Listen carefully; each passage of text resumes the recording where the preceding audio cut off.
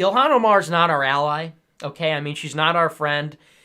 People were quick to point this out the last time this happened 3 weeks ago, and people were quick to point this out this week. And you could tell the people who are serious about the issues, people who are really our allies from people who are not, by how they responded to this. If you remember, 3 weeks ago, Representative Ilhan Omar of Minnesota, she's a freshman congresswoman. She's a Muslim. She wears the hijab. I think she's like 37, so she's on the younger side. And she's this radical leftist. Don't get me wrong. And when I say she's not our friend, I mean she is not standing up on this issue for the right reasons.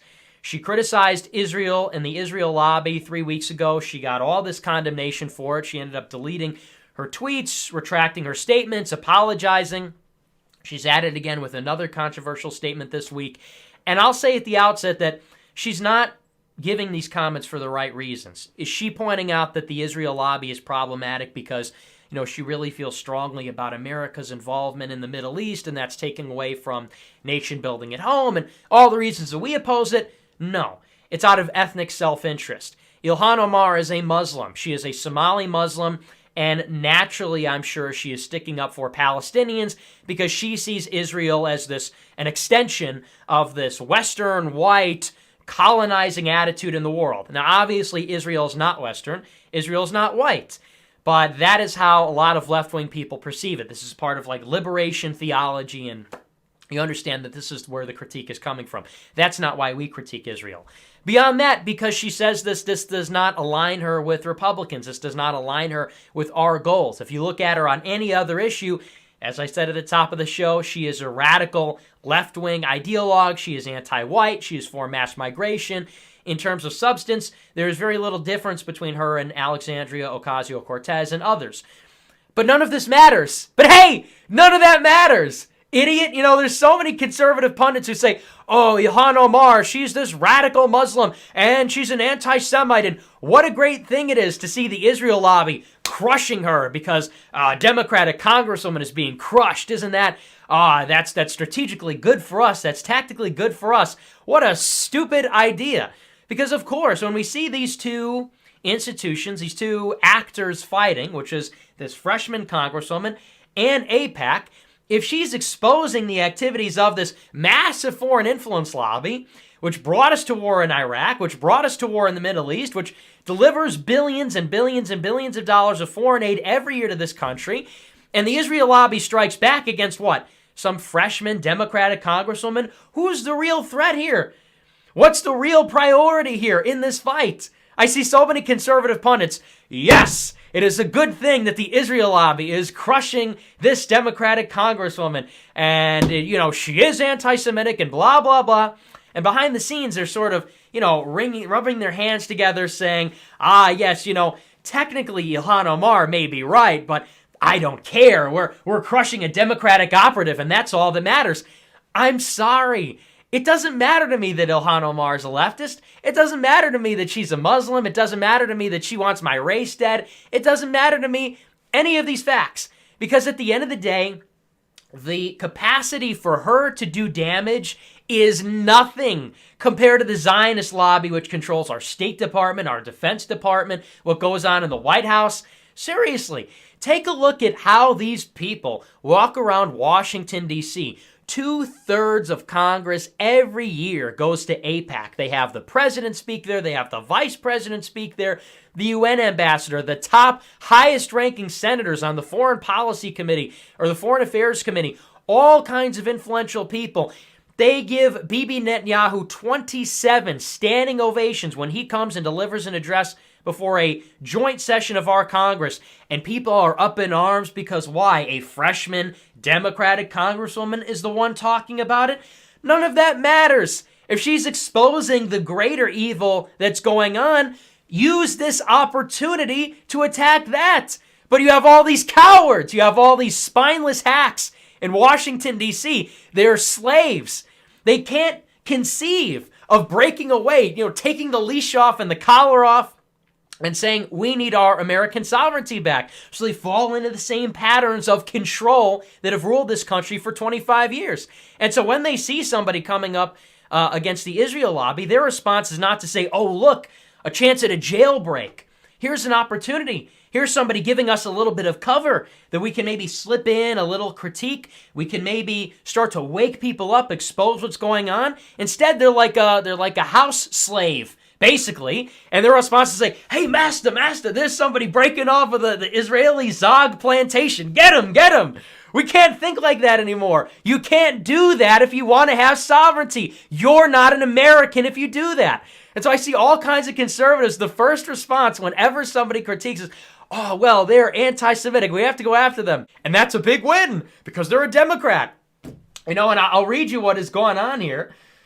When the ADL writes a letter to Nancy Pelosi, and it's, who is it? It's Jonathan Greenblatt of the ADL. When he writes to Nancy Pelosi, quote, we urge you and your colleagues to send the unambiguous message that the United States Congress is no place for hate when somebody questions Israel. And nearly a dozen pro-Israel groups urge Pelosi to do the same. And within 48 hours, she drafts a 4-page resolution to condemn anti-Semitism in a sitting congresswoman and so on. And this woman's career, I mean, she's going to get destroyed by these people. And everyone's like, oh, that's a great thing. That's so good. I love to see that. You love to see it. You love to see a foreign influence lobby from thousands of miles away crushing democratically elected congresspeople, representatives because they challenge the racket that's going on in the State Department and the DOD. I'm sorry, there's nothing conservative about that. There's nothing right-wing about it. There's nothing American about that. I mean, that's just unpatriotic. It's un-American to support that. And I'll read you the comment that gained all this controversy in the first place. What was her comment 3 weeks ago that caused the first major firestorm? Everybody was all upset. Her comment 3 weeks ago was, and I'll break it down for you. She said, oh, it's all about the Benjamins. Somebody said, what does Ilhan Omar mean when she says that, Congress people only support Israel for certain reasons? She says it's all about the Benjamins. In other words, she is saying that, when a U.S. congressperson says, we love Israel and we're going to vote for wars for Israel, we're going to vote for foreign aid for Israel, we're going to vote for anti-BDS legislation, which is unconstitutional, basically. When Congress people do that, she's saying, well, they're getting paid to do that. They're getting paid to do that by AIPAC. They're getting paid to do that by political action groups that are sponsored by Israel or Zionists or evangelicals or Jews, but to further the interests of Israel. Well, I mean, I don't know. It kind of makes sense to me. Why does AIPAC spend money on politicians? I mean, doesn't it kind of follow that if AIPAC, the American Israeli Public Affairs Committee, if they're spending lots of money on representatives and senators' campaigns, and then those senators and representatives support Israel, don't you think they're doing it because they're receiving money? How is that a controversial thing to say? It's all about the Benjamins. The reason there's so much support for Israel is because, hey, a lot of these Zionist groups give a lot of money to Congress. Well, duh. Why else would they be giving money if not but to influence the people they're giving the money to? What do you think? It's just charity? Do you think Zionists give me money? Just hey, you're really doing a great job, Nick. We like your style. You're cool, you're fresh, you're adding something a little different to the conversation, and, we just like you. So here's some money, and we expect nothing in return. Obviously it doesn't work like that. If they're giving money, they're trying to influence. But when she said that AIPAC gives money to politicians to influence them in the direction of favoring Israel, that was an anti-Semitic trope, you see. To suggest that a lobby spends money on political contributions to influence politics, well, normally that would have been an obvious and straightforward thing to say, which is indisputable. I mean, it's so stupidly simple. Normally, that would be the case. Because it was Jews, because it was Zionists, you see, that was an anti-Semitic trope. To mention money in the same sentence that you mentioned Jews, well, that constitutes anti-Semitism. Because, of course, when normally you might say the Koch brothers gives money to a campaign to influence a campaign, well, yeah, I mean, that's what they do. When you say AIPAC gives money to a politician to further Israel's interests, well, that's really conjuring up these centuries-old caricatures and stereotypes that Jews are these moneyed people all around the world, and they're these transnational. They're in every major European world city, and they're using big banking money and other money to influence governments, and they have this cabal. It's the Protocols of Elders of Zion. And so she was way out of line to say that. She was actually being anti-Semitic. She might not have known that, but when you say AIPAC gives money to politicians to further the interests of AIPAC, what you're really saying is, I hate Jews. What you're really saying is, I hate Jews. I mean, doesn't that make sense? That makes sense to me. Because any other lobby, well, yeah. But because this time you involve this group of people, which has the stereotype, now it has risen to the level of a trope, of a stereotype. And therefore, what you're actually saying is that you're a hater. And therefore, actually, you have no place in Congress. You're a target of the ADL, the SPLC. So 3 weeks ago, they had this unprecedented resolution passed in the House to condemn Ilhan Omar. And they didn't name her specifically, but they did condemn anti-Semitism, was this big thing. Every member of the Democratic leadership in the House of Representatives signed a letter condemning her comments. So this was crazy. And of course, and I did a show about this 3 weeks ago, it begs the question, special interest groups whose designed their purpose is to further the interests of Israel, a foreign country. She says that those groups are pushing for allegiance to a foreign country. I wonder, does that follow? I don't know. It doesn't matter to me. It's another anti-Semitic trope. She's at it again. She is saying loud and clear to all who will listen that she hates Jews. I mean, that's what she's saying. I think that's what she meant. She didn't mean that an Israeli or foreign country's special interest groups pushing for the interests of that foreign country are pushing for allegiance to a foreign country. No. That might seem like it's really simple and straightforward. What it really means is she hates Jews. That's it. She's anti-Semitic. She hates Jews. What? You can't stop this woman. You cannot stop Ilhan. What could we say about Omar? You cannot, I don't know what rhymes with Omar, but you can't stop Ilhan Omar. She has to be stopped with this crazy Jew hatred. She says this, and within 48 hours, they draft a 4-page resolution which details the history and recent rise of anti-Semitism in the U.S., and that'll be voted on Wednesday. Within 48 hours, this comes down. They're bringing up the internment of the Japanese. The JFK was a Catholic. They're bringing up the Dreyfus Affair. They're bringing up the Holocaust. They're bringing up, because Ilhan Omar says that, hey, maybe the Israeli special interest groups have allegiance to Israel. I think it says it all right. She's doing what a lot of people don't have the courage, don't have the spine, don't have the integrity or the patriotism to do. And that is exposing the fact that there is, look, there's obviously something going on, folks. Is that normal? Is that normal?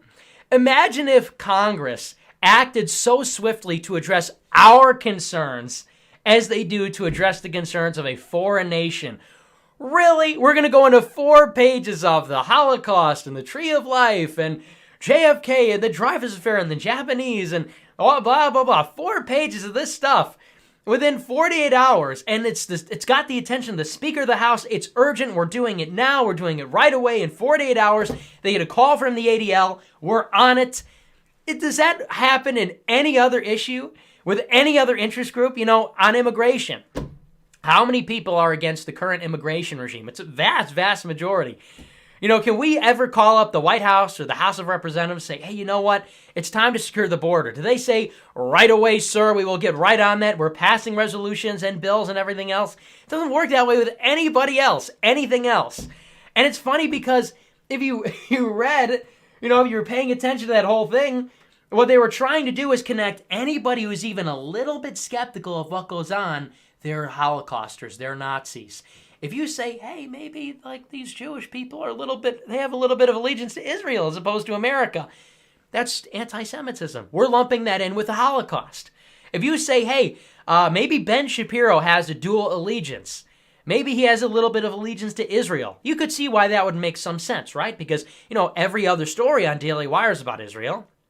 And Ben Shapiro is a Zionist Jew, hardcore Zionist. And hey, just about everybody working at his paper is a Zionist Jew.